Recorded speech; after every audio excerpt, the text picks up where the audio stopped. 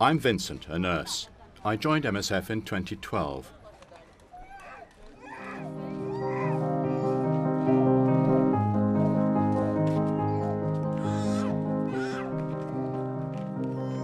I remember clearly when I was young, someone told me that it's a blessing if you have the ability to help others. Since then, I've always wanted to make use of my knowledge and go to other less developed countries to help people there.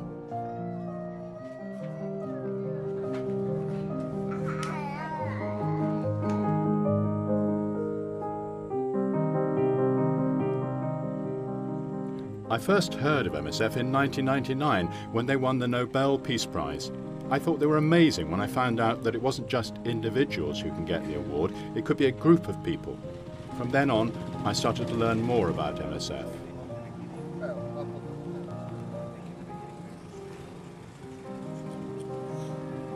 MSF operates in places where there are wars, natural disasters, lack of access to healthcare and outbreaks of diseases. Apart from medical care on the front line, we also work on mental health and getting clean water and non-food supplies to people in need.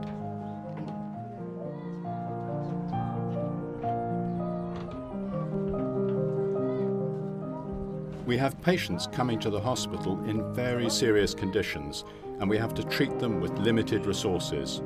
Whenever I see patients being cured and going home in good health, I feel really happy.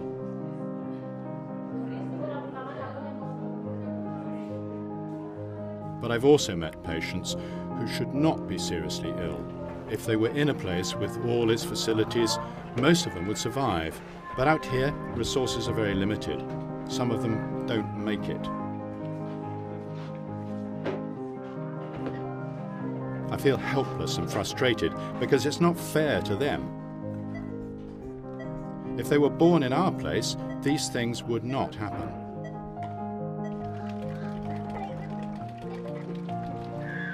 It's very important for me to go to the front line in person, not only to provide direct medical care, but also to pass on my knowledge to local people and to learn about their cultures and lifestyles.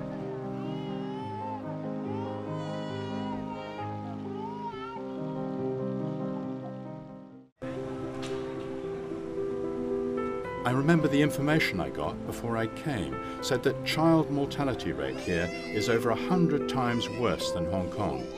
I felt very sad after reading that and really hoped I could do something to improve the medical services there.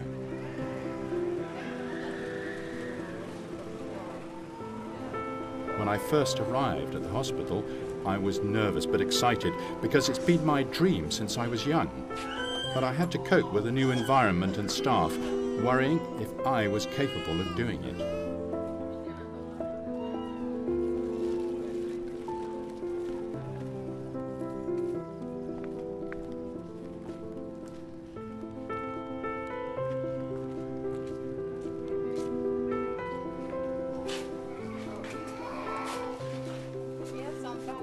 Moses is a kid from a remote area. He's come to our hospital with a burn.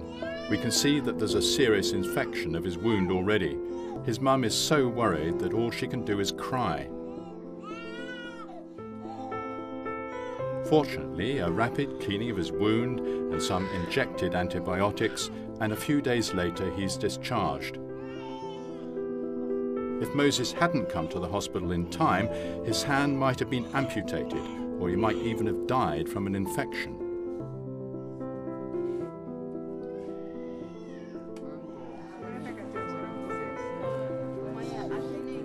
Many local women give birth at home. Roba is pregnant and about to give birth. She felt pain for more than 10 hours, but was still not able to deliver. Finally, she comes to our hospital. Any later, and the lives of both the mother and the baby would be at huge risk.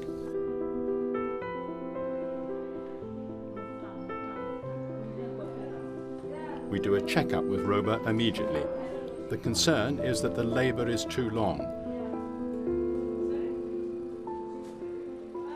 So we send her to theatre for a C-section. Yes.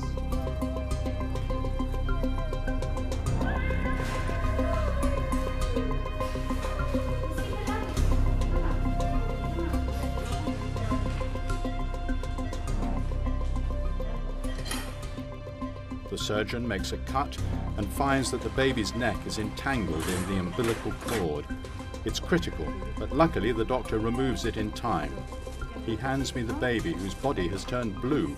I'm so worried that she might not survive.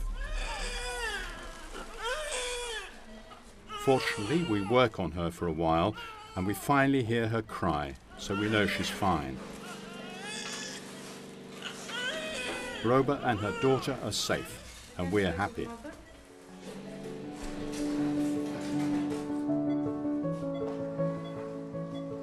Roba and her girl are lucky. If she hadn't come to the hospital and had the surgery in time, the baby girl wouldn't have had the chance to cry at all.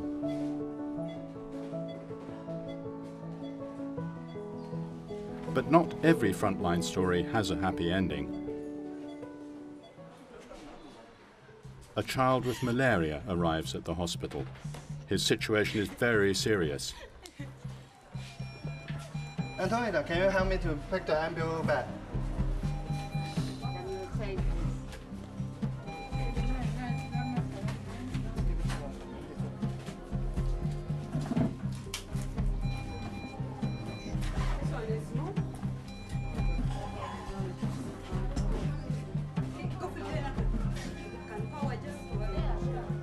He's come too late. Even though we try very hard to rescue him, he does eventually die. I feel very helpless and sad at times like this. But these cases remind me to seize every second in the future to try to save every life.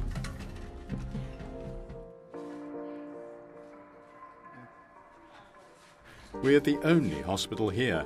Everyone has to come here when they are sick, so our wards are always full, and we set up makeshift tents outside the wards to receive more patients.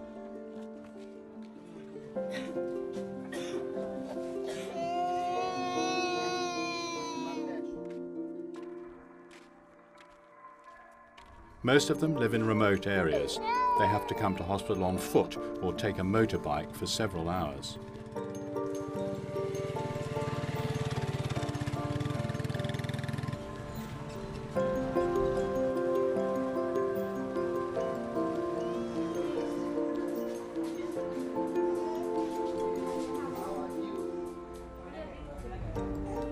Emma is a severely malnourished patient, and she's got pneumonia.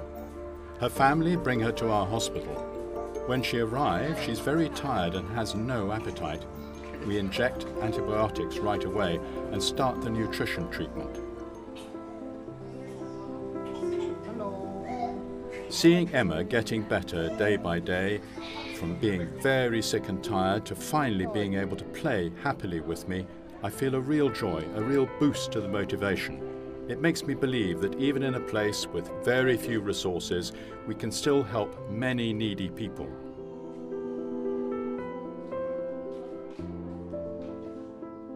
I'm just one of many field workers in MSF's teams. On the front line, there are people with a range of skills who come together with the same aim: to save lives.